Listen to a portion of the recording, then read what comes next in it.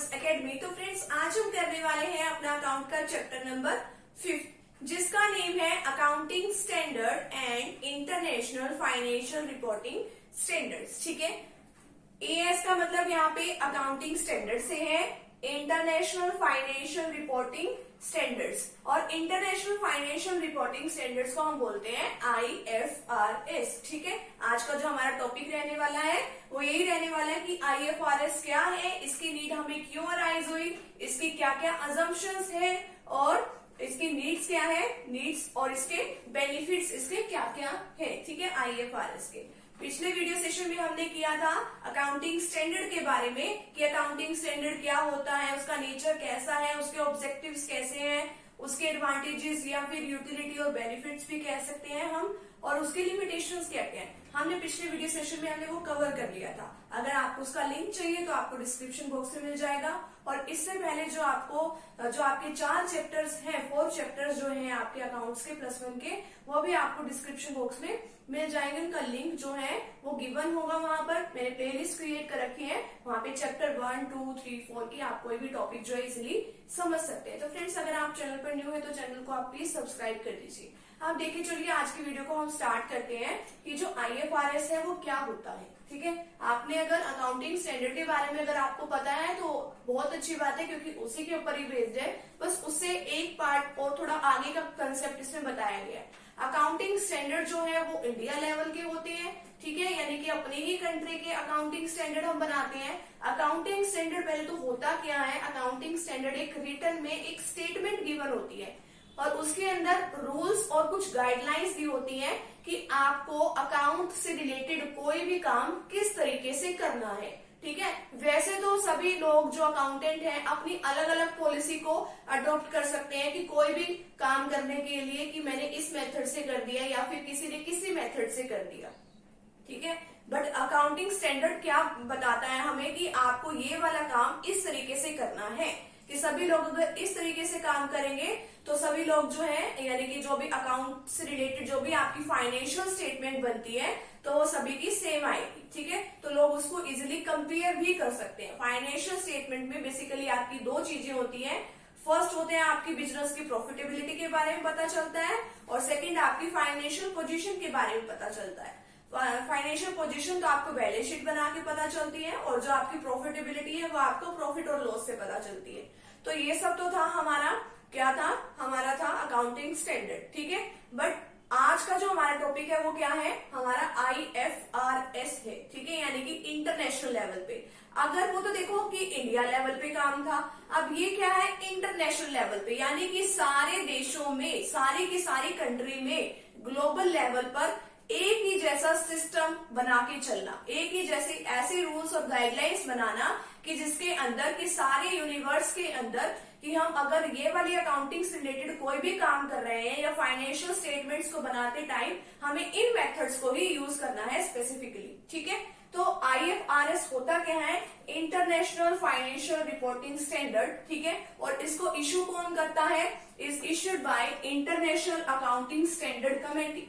कौन इश्यू करता है, इंटरनेशनल अकाउंटिंग स्टैंडर्ड कमेटी, यानी कि हम इसको बोल सकते हैं IASC। I फॉर इंटरनेशनल, आगे A for accounting, S for standard और C फॉर कमेटी। हम इसको IASE भी बोल सकते हैं कि ये इसको इश्यू करती है। और इसमें होता वही सब है कि जो मैंने आपको बताया है कि जैसे अकाउंटिंग स्टैंडर्ड में क्या होते हैं, रूल्स और कुछ गाइडलाइंस होती है, इसी तरीके से इसमें भी रूल्स और गाइडलाइंस होते हैं। बट ये क्या है, पूरे इंटरनेशनल लेवल को लेके इसमें कवर किया गया है, यानी कि सारे देशों में कि इस तरीके की जो पॉलिसी है वो अडॉप्ट करी जाएगी फाइनेंशियल स्टेटमेंट्स को तैयार करते हुए। ठीक है, अगर हमारे देश की बात करें, ठीक है, अगर हमारे देश के साथ ही हमें किसी को डीलिंग करनी है तो एक ही मेथड, ठीक है, वो तो क्या हो गया, अकाउंटिंग स्टैंडर्ड। बट सारे देशों के अलग अलग होते हैं, सभी के रूल्स और रेगुलेशंस के, सभी अपने अपने काम करेंगे। मान लो इंडिया का अलग है, यूएसए का अलग है, इसी तरीके से ऑस्ट्रेलिया का अलग है, जर्मनी का अलग है, तो ये तो बहुत सारे हो गए। तो इसीलिए ये नीड अराइज हुई कि एक ऐसा स्टैंडर्ड होना चाहिए कि जिसको सभी लोग अप्लाई कर सके। ठीक है, कि सभी लोग एक ही तरीके से काम कर सके, यानी कि कुछ ऐसे स्टैंडर्ड्स बनाए जाए। तो इसीलिए क्या बनाया गया, आईएफआरएस एक स्टैंडर्ड बना दिया गया। अब इसकी नीड तो आपको पता चल गई कि नीड इसकी क्यों थी। अब इसके कुछ रीजंस भी हैं।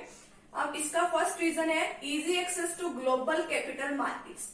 ग्लोबल कैपिटल मार्केट तक इजीली भाई इसकी पहुंच हो गई है आईएफआरएस की, ठीक है। अब बहुत से देश जो है आपस में जुड़ गए हैं। अगर किसी को कोई भी पैसों से रिलेटेड कोई ट्रांजैक्शन करनी है तो वो भी इजीली कर सकते हैं। कैसे कर सकते हैं? क्योंकि सभी का सेम जो है ट्रीटमेंट रहने वाला है। अगर किसी को किसी की फाइनेंशियल स्टेटमेंट्स को चेक करके कुछ लोन वगैरह प्रोवाइड करना है तो वो भी देख सकता है कि ये सही है कि नहीं, कि इसकी जो फाइनेंशियल पोजीशन है वो अच्छी है कि नहीं, ये हमारा लोन रिपे कर देगा कि नहीं। तो यानी कि हमारी ग्लोबल कैपिटल मार्केट तक इजी पहुंच हो गई है।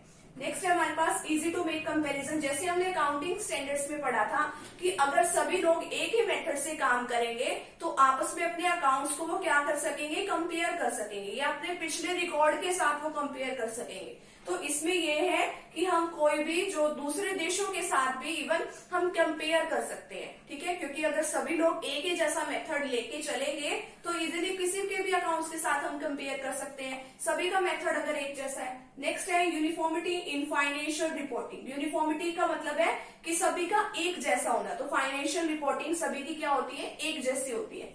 नेक्स्ट है हमारे पास lower cost of capital raised abroad. तो कैपिटल अगर हमें रेज करनी पड़ जाए, अब्रोड से लेनी पड़ जाए तो बहुत कम कैपिटल मतलब बहुत कम कॉस्ट आती है। अब देखिए पहले तो हमें क्या बनाना पड़ता था कि अपने देश के लिए हम अकाउंटिंग स्टैंडर्ड बनाए, ठीक है, दूसरे देशों के लिए हमें आईएफआरएस बनाए। तो हम इससे बढ़िया आईएफआरएस ही बना लेते हैं इंटरनेशनल लेवल पे, कि वही काम कर लेते हैं कि हमें कॉस्ट भी ना और देनी पड़े। कॉस्ट क्यों ना देनी पड़े? क्योंकि अगर हम एक ही काम कर लेंगे, एक ही जैसा मेथड अडॉप्ट कर लेंगे दूसरे देशों के साथ, मतलब दूसरे देशों के साथ डीलिंग करने वाला, तो यानी कि हमारे और भी बहुत सारे लोग हैं कि जो इंडिया में भी है जो आईएफआरएस को फॉलो करते हैं। ऑलमोस्ट लोग जो है आईएफआरएस को ही फॉलो करते हैं, क्योंकि भाई हम अगर ग्लोबल लेवल पे अगर हमें ट्रांजेक्शन करनी पड़ जाए तो वो हम इजिली कर सकते हैं। तो इसमें जो कॉस्ट है वो कम आ गई है, ठीक है।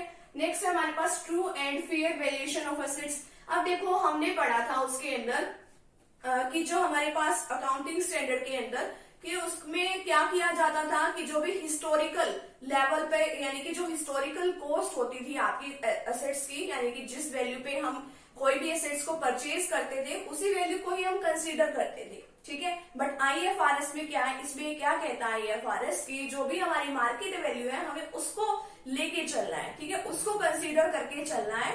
तो जो हमारी मार्केट वैल्यू होती है वो तो होती ही सही है, ठीक है। मार्केट वैल्यू का मतलब क्या होता है, जो प्रेजेंट टाइम में यानी कि उस एसेट्स के प्रेजेंट टाइम में क्या वैल्यू है। मान लो आपने बिल्डिंग परचेज करी 20 लाख की, आपने करी मान लो 10 साल पहले, और अब आज के टाइम में उसकी क्या वैल्यू हो रही है, वो होती है मार्केट वैल्यू। मान लो आज के टाइम में उसी बिल्डिंग की जो वैल्यू है वो हो रही है 50 लाख रुपीज, ठीक है।